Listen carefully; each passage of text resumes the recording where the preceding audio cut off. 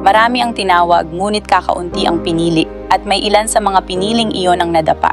Inaanyayahan ka ng Diyos na bumangon muli kahit pa ikaw ay nadapa ng 7 beses. Paano kung hindi muling bumangon si Pedro matapos niyang tanggihan si Jesus ng 3 beses? Si Pedro ang batong kinapagtayuan ng simbahan. Si Pedro ang unang naghatid ng ebanghelyo kung saan libo-libo ang lumapit kay Jesus. Kay Pedro dumaraan ang mga tao upang matamaan ng kanyang anino at sila'y gumagaling at napapalaya. Napakalakas ng kapangyarihan ng Diyos sa kanya. Paano kung pinakinggan ni Pedro ang mga kasinungalingan ng dyablo? Paano kung sinabi ni Pedro, tinawag ako ni Jesus upang maging bato ng simbahan, maging pinuno ng mga alagad, ngunit ngayon ay nagkamali ako ng malubha. Hindi ako karapat-dapat. Isipin mo ang mga kaisipang ipinadala ng dyablo kay Pedro. Paano kung pinaniwalaan niya ang mga iyon? Makakaligtaan niya ang kanyang tawag. May espesyal na inilagay ang Diyos kay Pedro. Nang siya'y nadapa, hindi naman nawala ang ipinagkaloob ng Diyos sa kanya na kailangan para sa kaharian. May inilagay ang Diyos kay Pedro na hindi niya ibinigay sa iba. Kailangan niya si Pedro. Iyon ang plano ng Diyos.